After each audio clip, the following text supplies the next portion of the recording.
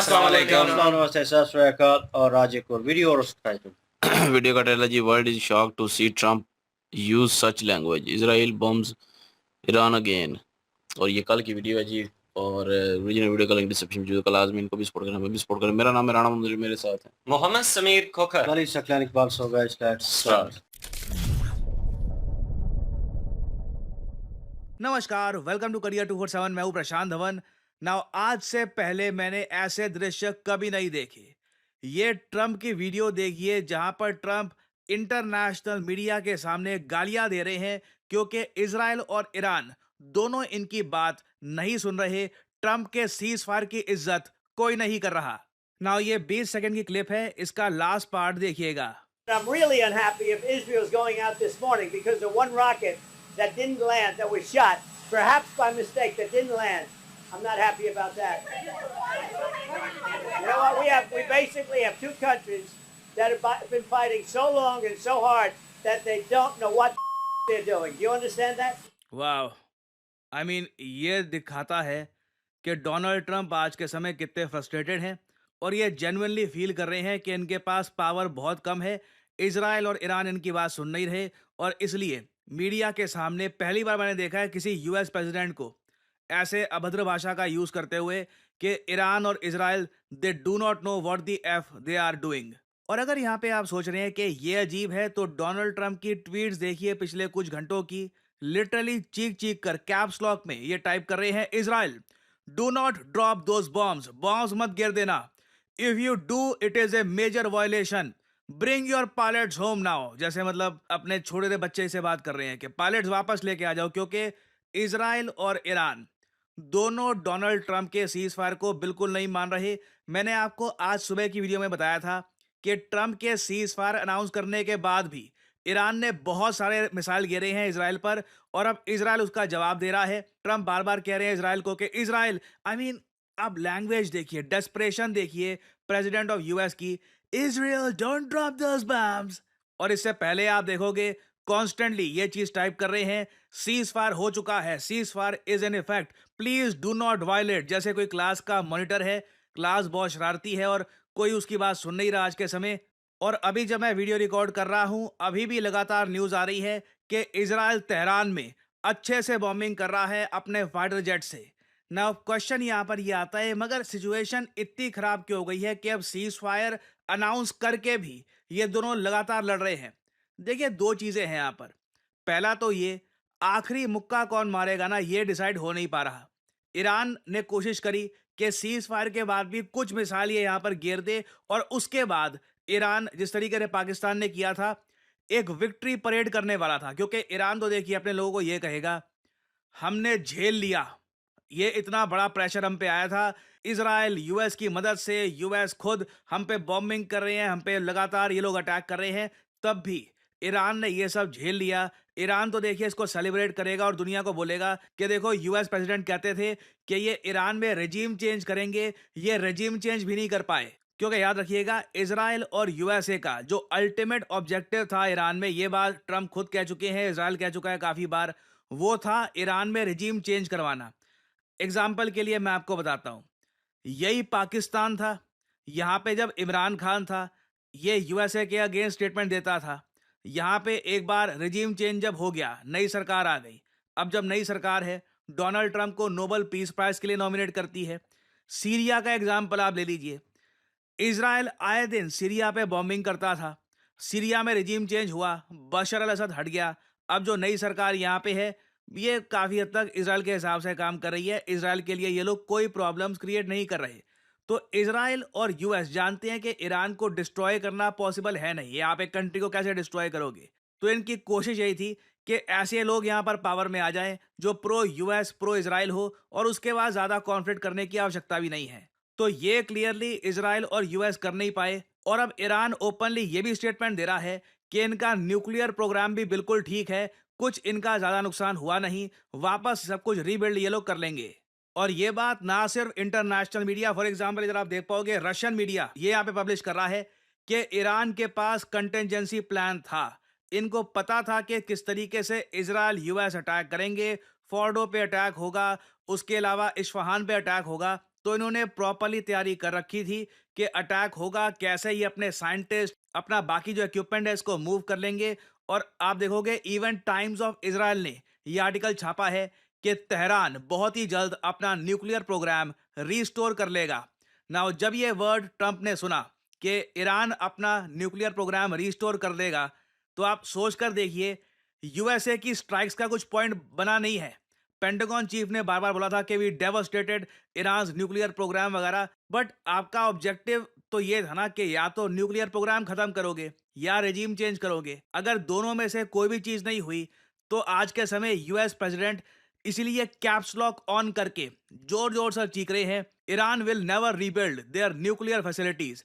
अब ये बात तो ये कह रहे हैं, ईरान तो कुछ और कह रहा है। ईरान तो कह रहा है कि बहुत आराम से हम रिस्टोर कर लेंगे अपना न्यूक्लियर प्रोग्राम। हाँ, इनके साइंटिस्ट मारे गए हैं। मुझे वैसे एक बात ये भी बोलनी पड़ेगी, ईरान के मीडिया ने बार बार एक बात लिखी है कि ईरान के जो न्यूक्लियर साइंटिस्ट जो ईरान की वेरियस लोकेशंस में थे, इनका एड्रेस, इनकी जानकारी लीक कैसे हो गई। तो ईरान का मीडिया क्लेम कर रहा है कि आईएईए का जो डेटा है वो कहीं ना कहीं से लीक हो गया होगा, इजराइल के हाथ लग गया होगा। और आईएईए को आपको बताना होता है कि ये आपके न्यूक्लियर साइंटिस्ट हैं, ये इस चीज पे काम कर रहे हैं, इस चीज पे काम कर रहे हैं। तो उसके बाद एक बार को मोसाद को पता लग गया कि ये है ईरान के न्यूक्लियर साइंटिस्ट, तो इन्होंने ग्राउंड लेवल पर असैसिनेशन करनी शुरू कर दी थी और इनके 14 न्यूक्लियर साइंटिस्ट मारे गए। इंडिया में भी इंटरेस्टिंगली देखिए, मैं आपको बता दूं, भारत के भी बहुत सारे nuclear scientist in the past मारे गए हैं। और परहैप्स ईरान का केस देखकर हमें भी कुछ सीखना चाहिए। ऑल्दो हमारा न्यूक्लियर बॉम्ब बन चुका है, बट स्टिल जो ईरान के साथ हुआ है ना, ये अपने आप में एक केस स्टडी है। और आप सबको याद होगा, मैंने कुछ दिन पहले ये वीडियो करी थी अपलोड, जहां पर रशिया के पूर्व प्रेसिडेंट दिमित्री मेदवेदेव ने ओपनली ये कहा था कि we are ready to give nuclear bomb to Iran. ना सिर्फ रशिया, इन्होंने ये कहा था कि कई देश हैं, नॉर्थ कोरिया हो सकता है, बेलारूस हो सकता है, कोई भी देश हो सकता है, कल को अपने न्यूक्लियर वॉरहेड ईरान को दे सकता है। इस पर भी ट्रंप बहुत जरा भड़क गए, इन्होंने रशिया को धमकी दे दी न्यूक्लियर सबमरीन वाली। इधर यहाँ पे आप देख पाओगे डोनाल्ड ट्रंप की ट्वीट है, ये रशिया के फॉर्मर प्रेसिडेंट दिमित्री मेदवेदेव के रिस्पॉन्स में कह रहे हैं कि क्या मैंने सही सुना कि जो एन वर्ड है न्यूक्लियर, इसको कैजुअली ये यूज कर रहे हैं, और क्या सच में कह रहे हैं कि other countries would supply nuclear warheads to Iran. क्या ये सच है? अगर है तो रशिया खुलकर बात करे। और आगे कहते हैं, I guess that's why Putin is the boss. By the way, if anyone thinks our hardware was great over the weekend, far and away the strongest and the best equipment we have 20 years advanced over the pack is our nuclear submarines। Russia को धमकी दी कि अगर Iran को nuclear warhead पहुंचाने की कोशिश करी तो हमारी जो न्यूक्लियर सबमरीन्स हैं उसको आपको फेस करना होगा। दिमित्री मेदवेदेव ने इसके रिस्पॉन्स में फिर से ये बोला कि मैं रिपीट करूंगा कि कल को कोई और कंट्री, सम अदर कंट्री, बिल्कुल ईरान को न्यूक्लियर वॉरहेड दे सकती है। और अगर यहाँ पे आप सोच रहे हैं कि ये कितनी एक अजीब सी बात हो रही है खुलकर, तो मैं आपको बता दूं, सबसे अजीब बात ट्रंप ने इस सब के बाद बोली, ये कह दिया कि अब चाइना आराम से ऑयल परचेज कर सकता है ईरान से। होपफुली चाइना बहुत सारा ऑयल यूएसए से भी परचेज करेगा। आई मीन, ये आदमी, मैं मजाक नहीं कर रहा, जेन्युइनली लगता है कि अनस्टेबल है, क्योंकि लिटरली यूएसए ने पूरी दुनिया को धमकी दी है कि कोई ईरान से ऑयल परचेज नहीं करेगा, नहीं तो ये सैंक्शन लगा देंगे। अब ये खुद ही कह रहे हैं कि चाइना अब आराम से ईरान से ऑयल परचेज कर सकता है, उम्मीद है हमसे भी करेगा। सो अगेन, काफी बार ये जो चीजें बोलते हैं, it doesn't even make any sense whatsoever. और अगर यहाँ पे आप सोच रहे हैं कि ट्रंप ठीक है, अगर ऐसी बातें बोलते रहते हैं तो इससे हमें क्या प्रॉब्लम, ये तो अमेरिकन की प्रॉब्लम है ना। नहीं, देखिए, दुनिया को प्रॉब्लम है, क्योंकि US president is the most powerful man in the world. और जब most powerful man in the world ने अपने दिमाग को विश्राम दे दिया है मगर अपने मुख को विश्राम नहीं दिया, तो उससे प्रॉब्लम्स आएंगी। और इसलिए हम देख रहे हैं इजराइल अभी भी स्ट्राइक्स कैरी आउट कर रहा है ईरान में। मैं सरप्राइज नहीं होऊंगा ईरान इसके रिस्पॉन्स में कहे कि हम एक बार और मारेंगे, इजराइल कहे कि हम एक बार और मारेंगे, फिर वही सीज फायर पीछे छूट जाएगा। तो होपफुली मैं उम्मीद करता हूं कि फाइनली ये कॉन्फ्लिक्ट खत्म हो, क्योंकि अभी भी the world is on the edge. अगर इजराइल ने इसी बीच कुछ अटैक कर दिया ईरान के सुप्रीम लीडर पे, तो मैं आपको बता दूं ये वॉर बहुत ही लंबे समय तक चल सकती है। सो अभी बहुत सी अपडेट्स आएंगी इस कॉन्फ्लिक्ट से रिलेटेड। अगेन मैं रिपीट करूंगा, ऐसे दृश्य आज से पहले मैंने कभी नहीं देखे। This is complete chaos. और कुछ अपडेट्स आती हैं, I will keep on making updated videos for you all. Finally यहाँ पे आपसे सवाल पूछूंगा कि एक यूएस का मिलिट्री बेस है, ये आज के समय काफी न्यूज में है, ईरान ने इसको अटैक किया था। नाम है इस मिलिट्री बेस का अल उदैद। आपको बताना है कि अल उदैद यूएस मिलिट्री बेस जो रिसेंटली बहुत ही ज्यादा न्यूज में था, ये कहां पर किस देश में लोकेटेड है? ये है यहाँ पे आपकी ऑप्शंस: भारत, कतर, यूएई या फिर इराक। कमेंट सेक्शन में करिए उत्तर। जो लोग देंगे सही आंसर उनकी कमेंट को मैं दे दूंगा हार्ट, ताकि बाकी लोग समझ पाएं कि सही उत्तर क्या है। और फाइनली आप लोगों के लिए बहुत ही इंपॉर्टेंट मैसेज: भारत को आज के समय चाहिए डेटा साइंटिस्ट। इसलिए आपने देखा होगा हमारे देश के आईआईटीज ने भी अब डेटा साइंस से रिलेटेड सर्टिफिकेट प्रोग्राम्स करने स्टार्ट कर दिए हैं। और इसका रीजन बहुत ही सिंपल है, ग्लोबल इकोनॉमी अब काफी हद तक डेटा ड्रिवन हो चुकी है। जब तक एक कंपनी के पास डेटा की प्रॉपर जानकारी है नहीं, वो कंपनी आगे तरक्की कर नहीं सकती। और इसलिए आपने देखा होगा ऑलमोस्ट हर स्टार्टअप आज के समय एक डेटा साइंटिस्ट चाहती है। और आपके पास मौका है इस इंपॉर्टेंट ग्लोबल इकोनॉमी में खुद के लिए एक करियर बनाने का by becoming a data scientist yourself. As a data scientist पूरी दुनिया के दरवाजे आपके लिए खुले हैं। आप ICICI bank, American Express, Accenture, किसी भी कंपनी में काम कर सकते हैं, क्योंकि फ्रैंकली डेटा साइंटिस्ट की आवश्यकता हर जगह आपको मिलेगी। और करियर 247 आपके लिए लेके आया है हमारा flagship data science and machine learning with generative AI course. हमने स्पेसिफिकली यहाँ पर जनरेटिव एआई को डाला है क्योंकि आज के समय बिना जनरेटिव एआई के डेटा साइंस और बहरहाल जी, ये सिचुएशन जो है, कॉन्फ्लिक्ट जो है वो डिफरेंट होता जा रहा है। और मेरे नज़रिए के मुताबिक, मैं लास्ट वीडियो में बहस भी कर रहा था और बात कर रहा था कि यार चीज़ें इस तरह नहीं उस तरह होंगी, लेकिन अमेरिका जो है वो बैकफुट ले लिया और कहा कि यार सीज़ फायर करते हैं, ख़त्म करें इस चीज़ को। लेकिन बीच में एक पॉइंट मेंशन हो रहा था कि ईरान जो है इस चीज़ के ऊपर सेलिब्रेट करेगा कि हमने जो है रिजीम चेंज नहीं होने दी, हमने जो है अटैक हुआ है और उसका जवाब भी दिया है, और ये चीज़ें जो है इस चीज़ को सेलिब्रेट करेगा। भाई ये चीज़ तो सामने देखी जाती है कि जंग दोनों तरफ में होती है तो कोई ना कोई सेलिब्रेट करता है, और हर किसी को हक है भाई उस चीज़ का। और लेकिन वो आखिरी मौके वाला जो डायलॉग था ना बीच में, प्रशांत सर ने कहा कि आखिरी मौका जो है, आखिरी पंच जो है वो कौन करेगा, वो बड़ी मायने रखती है चीज़। इन रियलिटी अगर छोटी जंग में देखा जाए जो वन ऑन वन किसी दो लोगों के दरमियान हो, तो जो आखिरी मुक्का या चमाट जो मारेगा वो भाई उसका हाथ जो है वो ऊपर होगा, क्योंकि उसने एक या दो चोटें जो हैं ज़्यादा पहुंचाई होंगी। तो इस सिचुएशन में वो सेलिब्रेट करेगा कि दो मैंने ज़्यादा मारी हैं, ठीक है, और इस चीज़ को वो सेलिब्रेट करेगा। ये ईरान जो है इस वक्त उस चीज़ को सेलिब्रेट करेगा, और इसराइल जो है उसको ये बात भाई हजम नहीं होगी। अब इन दोनों को अगर एक प्लेटफॉर्म पे ला सकता है कोई, तो वो अमेरिका था। और अभी उन्होंने बिल्कुल ठीक कहा कि सुप्रीम पावर में है इस वक्त बंदा जो है वो ट्रम्प जो है। तो भाई अगर वो कह के थक गया है और उसके बाद सीज फायर होने के बाद भी उसका उल्लंघन किया जा रहा है, तो भाई इनको रोकेगा कौन फिर?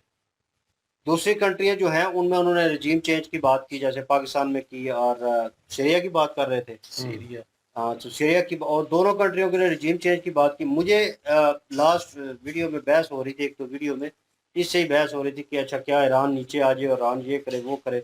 अब इस एग्जाम्पल को थोड़ी देर के लिए ले लें कि यार इन्होंने भी रजीम चेंज की, ठीक है, हालात मुल्क के ख़राब हुए, लेकिन अब वैसे नहीं हुए कि जंगी सिचुएशन में बिल्कुल हम नीचे आ जाएं और जनाब क्या लें बॉटम पे लग जाएं, बिल्कुल वो चीज़ नहीं हुई। चल रहा है मुल्क, वो भी चल रहा है और यहाँ पे भी चल रहा है, लेकिन सिचुएशन जो है इतनी कॉम्प्लिकेटेड नहीं है। संभल गए हैं, आहिस्ता आहिस्ता चीज़ें संभल जाती हैं। मेरा भी यही नज़रिया था कि यार बैकफुट ले लेना चाहिए नाउ ऑन। अभी तो दोनों कंट्रियों को लेना चाहिए, इसराइल को भी और ईरान को भी।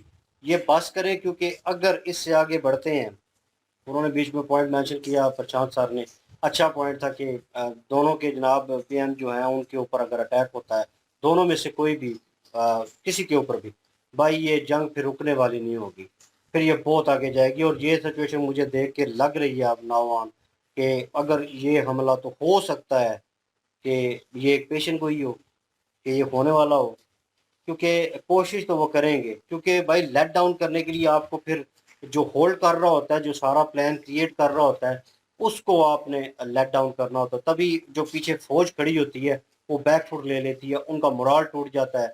तो कमर तोड़ने के लिए ये अगर कोशिश करेंगे, वो अगर कामयाब भी हो जाते हैं, दोनों में से ईरान और इसराइल में से दोनों कोई भी कामयाब हो जाता है, तो भाई एक और नया कट्टा खुल जाएगा, और इस कट्टे को बांधना जो है वो अमेरिका के पास की बात नहीं होगी, क्योंकि ये बीच में गालियां दे रहा है, ये लैंग्वेज यूज नहीं करनी चाहिए थी। ट्रम्प नो क्या डाउट। करे ट्रम्प, ट्रम्प की सुन नहीं रहे, दोनों एक दूसरे पे जो है बमबारी यार कर रहे ठीक थे है, और ट्रम्प अगर ने गाली दे दी है। अगर मैं उस जगह पे होता, मैं उस पावर में होता ट्रम्प की जगह पे, एग्जांपल दे रहा हूँ, तो उस जगह पे ये फैसला करना होता, भाई मेरे हाथ में पावर है, मैं दोनों कंट्रियों को प्रॉपर वे में रोक सकता था, कोई ना कोई ऐसी चीज इम्प्लीमेंट करके, क्योंकि भाई आपके हाथ में पावर है तो आपने घर को चलाना है। पूरी दुनिया आपके लिए, वो कह लें कि होल्ड कर रहे हैं पूरी दुनिया के ऊपर आप, ठीक है, तो भाई कोई ना कोई तो प्लान आपके पास होगा, कोई ना कोई ऐसी स्ट्रेटजी होगी जिसके थ्रू आप जो है आने वाले वक्त को सुधार सकते हैं दोनों मुल्कों के हालात, क्योंकि ये दोनों मुल्क अगर और लड़ेंगे तो दूसरी कंट्रियों के लिए प्रॉब्लम होगी। ट्रम्प की यहाँ पे बात इसलिए बन सकती थी अगर ट्रम्प जो है अटैक ना करता, लेकिन ट्रम्प ने भी भारी संख्या में अटैक किया और ट्रम्प को भी इस बात की वो तो समझ अपनी आ सांस गई है। बचा रहा था ना, वो हाँ, तो उसने ट्रम्प को करना भी इस था। बात की सांस समझ बचा आ रहा गया था। कि भाई हाँ? जो हाँ। ईरान को वो समझ रहा थे ना, वो ईरान नहीं निकला। उसको पता चल गया कि भाई इसको डिस्ट्रॉय करना कोई इतना आसान नहीं है और ना ही ये झुकेगा, नहीं। और इसको झुकाने के लिए काफी दिक्कत उसको हुई है। ये वो बात भी ठीक है, लेकिन ये है कि अपना ट्रम्प ने पहले ही बता दिया था कि हम हमला करने वाले हैं और पहले से एसेट सारे निकाल लिए गए थे वहां से। और हाँ। ये इसराइल को सिर्फ एक दिखाया है कि चल ठीक है मैंने हमला कर दिया, उसकी फैसिलिटी को तबाह कर दिया, अब आप बंद कर दो। खामोश हो जाओ। तो असल मकसद उसका यही था, क्योंकि उसने उसी के बाद जो है फौरन सीज फायर भी कर दिया। जब सीज फायर किया तो इसराइल भी जो है वो हैरान परेशान हो गया कि ये ट्रम्प क्या कर रहा है। तो उसने फिर हमले कर शुरू किए और उसने रोका भी कि जो जहाज भेजे हैं उसको कहो कि बमबारी ना करें, वापस आ जाएं। तो अपने पायलट्स को नहीं, बोलो। अभी नावान तो सीज तो फायर के नहीं बाद अभी तो ईरान ने किया ना मेरा। नहीं नहीं इसराइल ना ने किया था ना पहले। ईरान ने किया ना इसराइल नहीं ने किया। अब तो दोनों नावान। रुक गए हैं ना। ये उस वक्त की बात है, तकरीबन परसों की बात है। ये जो है वो उस वक्त इसने जब सीज फायर किया सीज फायर तो किया था। उस वक्त इसराइल जो है वो उसने अपने जहाज भेज दिए थे। उन्होंने कहा पायलट अपने को बोलो कि वापस आ जाए, बमबारी ना करे, काम ना बढ़ाए। तो फिर जो है वो, लेकिन इसराइल ने बमबारी की, बहुत ज़्यादा की। ईरान का जो है वो थोड़ा सा काफ़ी सारा जो है वो नुकसान किया। फिर ईरान ने भी जो है फिर मिसाइल मारे, फिर इसराइल का भी नुकसान हुआ। फिर उसने ये गालियां दी हैं। फिर उसने कहा है कि दोनों नहीं सुन रहे, दोनों सीज फायर को जो है वो मेरे को मजाक समझा हुआ है और उसने गाली दे दी दोनों को, क्योंकि दोनों ही नहीं रुक रहे थे। सही तो किया। फिर उसके बाद जो है वो अब जो है वो मेरे ख्याल में सीज फायर हो चुका है बिल्कुल, और दोनों अभी जो है वो शांत बैठे हुए हैं। लेकिन कब तक, ये अब ये ना हो कि फिर से वैसे ही जैसे इसराइल ने पहले जो है वो साइंटिस्ट मारे, बड़े बड़े जो है वो मारे के रजीम चेंज हो जाएगा। क्योंकि इसराइल को पता है कि दोनों मकसद में से जो है वो एक मकसद फिर भी थोड़ा बहुत पूरा हुआ है कि न्यूक्लियर जो है वो अब काफ़ी महीने पीछे चला गया है। ये मानने वाली लेट हो बात है, गया। लेकिन ये है कि पूरी तरह ख़त्म नहीं कर पाए, उसके बाद जो है रजीम चेंज नहीं कर पाए जो उनका मकसद था। तो वो सही तरह से पूरे नहीं हो सकता है कि फिर से जो है सुप्रीम लीडर को मारा जाए। और यही जो है वो प्रशांत सर भी कह रहे थे, अगर सुप्रीम लीडर को मारा गया किसी भी तरीके से, जैसे कि साइंटिस्ट को मारा गया था, तो फिर ये नहीं, जंग फिर कभी भी भाग नहीं ही रुकने जाएगी। वाली। और इसी तरह अगर इसराइल के नेतन्याहू को जो है वो ये मरवाने की कोशिश करेंगे तो फिर भी जंग जो है वो कभी भी नहीं रुकने वाली। तो बेहतर यही है दोनों मुल्कों के लिए कि अब अपनी अपनी जगह पे रहें और शांत रहें। आग को और ठंडा तो क्योंकि करे ना फिर वक्त है, फिल क्योंकि वक्त तो दोबारा लगने में फिल तो वक्त टाइम वही लगेगा। अमेरिका बीच में है ना पड़ा हुआ। अमेरिका कह तो रहा है कि बस करें, लेकिन यहाँ पे एक सवाल पैदा होता है कि ट्रम्प जो है वो यू टर्न बड़े लेता है। ये ना हो कि कल को कहे ठीक है लड़ो जाके। नहीं, फिर वो तो जो जिस तरह वो फ्रस्ट्रेटेड हुआ पड़ा है, गाली निकाल रहा वो जो कह उसका। तो इसीलिए रहा था ना, लेकिन अभी सीज फायर हुआ पड़ा है और अभी जो है वो कह रहा है चाइना भी जो है ईरान से पेट्रोल ले सकता है। तो ठीक है, अब ईरान पे बंदियां लगा के खुद ही कह रहा है चाइना को कि ऑफर कर रहा है कि आप ले सकते हो, कोई टेंशन नहीं है अब, और हमसे भी उम्मीद है कि लेंगे। मतलब अपने अपना भी बेचना चाहता है सौदा। ये बिल्कुल। ट्रम्प बड़ी जो है ऊपर वाली चीज है और ये सिर्फ और बिजनेसमैन है सिर्फ ना। अपना फेस बचाना चाह रहा था। अब जो है वो दुनिया को ये बताएगा कि पाकिस्तान और इंडिया का मैंने सीज फायर करवाया, दो एटमी ताकतों को मैंने सीज फायर करवाया बीच में आके, नहीं तो ये तो मारने लगे थे, न्यूक्लियर बम मारने लगे थे एक दूसरे पे। उसने वो एक ड्रामा करके पाकिस्तान वालों ने जो है उसको नॉमिनेट कर दिया। अभी ईरान सॉरी अमेरिका में भी एक जो है वो किसी ने इसको नॉमिनेट किया है, ठीक है, नोबेल प्राइज पीस से। नोबेल प्राइज के लिए। ठीक है, उसके बाद जो है वो अभी जो है ईरान और इसराइल की जंग रुकवा दी एक किस्म की बीच में आके, तो फरिश्ता बन गया है। तो वो इसलिए पर लगाए हुए थे प्रशांत सर ने भी। और अब जो है वो ये कहेगा कि देख लीजिए मैंने तो ये दो बड़ी ताकतों को भी जो है वो किया, उनको भी किया शांत, मैं वाकई पीस लेके आना चाहता हूँ दुनिया में, तो ये है वो है, मुझे नोबेल प्राइज दिया जाए। तो मतलब भूखा हुआ पड़ा है नोबेल प्राइज के लिए, पीस नोबेल प्राइज पता है मुझे कि मिले। लास्ट टाइम मेरी आने वाले टाइम में मुश्किल ही है ये काम हो, क्योंकि क्योंकि जिस तरह से ईरान लास्ट कर बार रहे हैं ना, ईरान ने न्यूज स्टेटमेंट जो दे दी है कि हमारा जो न्यूक्लियर प्रोग्राम है जी वो उस तरह से डिस्ट्रॉय नहीं हुआ, डैमेज जरूर हुआ है, हम उसको रिपेयर जल्द अज जल्द कर लेंगे। वो अपनी बात से पीछे हटने के लिए लेकिन तैयार ये नहीं मैंने है। ट्रम्प की एक और भी चीज देखी थी ना, ट्रम्प ने जो है जो बयान दिया था ना, उसने कहा था ये जो CNN वाले हैं और ये जो न्यूयॉर्क टाइम वाले हैं ना, ये झूठ बोल रहे हैं, ये फजूल बातें कर रहे हैं, मैंने तबाह कर दिया है उसका। ये कहते हैं कि नहीं हुआ, मैंने तबाह कर दिया है। चले जी, वो कह रहा है। ईरान भी कह रहे हाँ, हैं कि नहीं CNN हुआ। और न्यूयॉर्क टाइम पे भी, उन पे भी जुड़ा हुआ है ना, उनको भी कह रहा है कि झूठ बोल रहे हैं ये। हाँ, बहरहाल उनकी रशिया को मीडिया भी आजाद है ना इस रशिया को भी खुलेआम धमकी दे दी है भाई साहब वो ने, पहले भाई दी साहब थी। ने। हाँ, लेकिन ये है कि आने वाले टाइम में स्थिति इस तरह की बनी हुई है कि अब ईरान ने अपना जिस तरह से वो कह लें कि पावर दिखाया है ना, आने वाले टाइम में मेरे ख्याल में कोई इतना आसान काम ना तो इसराइल के लिए और ना USA के लिए, काफी बड़ा चैलेंज अब हाँ, बन गया दोनों है। मुल्कों का काफी हाँ, नुकसान क्योंकि हुआ है, उनको भी पैसों का पता, भी हुआ है। बिल्कुल पता चल गया कि ईरान को जो वो समझ रहे थे वो ईरान नहीं निकला। उनकी सोच से उनकी सोच ये थी कि ईरान को हम झुका लेंगे क्योंकि कमजोर कंट्री है, लेकिन भाई कमजोर कंट्री था और उसने जिस तरह से रिप्लाई किया दोनों कंट्रियों को, और दोनों कंट्री ही बड़े तगड़े मैं कंट्री हैं। यही कहता हूँ ना कि जो डटा रहता है ना भाई, मुसीबत में भी हाँ, इज्जत उसी की दुनिया करती है। जो बंदा लेट जाता है ना फिर किसी के आगे, उसकी फिर इज्जत नहीं रहती। तो वो चीज़ मैं सिर्फ कह रहा था। अब पाकिस्तान देख ले लेटा हुआ है, अब हर कोई कहता है कि पाकिस्तान देखें, क्या है पाकिस्तान। पाकिस्तान को ना यकीन करें एक खिलौना समझा हुआ है, यूज़ करता है कोई भी। चाइना अपनी जगह पे यूज़ करता है, अपना अमेरिका अपनी जगह पे यूज़ करता है। क्यों? क्योंकि हम लेटे हुए हैं उनके आगे। हम्म, तो ये लेटे फ़र्क होता है। हुए हैं लेकिन लेटे हुए लेते भी तो हैं। लेट वो ये लेटना उसी चीज को है ना। कहते हैं ना। हाँ, बिल्कुल। आप लेते हैं, लेटना उसी को कहते हैं कि चलो आप अभी उनके आगे कोई लेट बंदा आए ना जाएं, तो लेते रहें, फिर उनसे कहें जी हजूर, करते रहें जो करना है, आप हमें sari. Don't use that word, मुझे डोंट बीप ट्रम्प। लगानी पड़ेगी उसके ऊपर। सवाल यही पैदा होता है कि अच्छे लोग आएंगे इक़्तिदार में, होल्ड करेंगे, और फिर स्ट्रेट अवे ना होगी।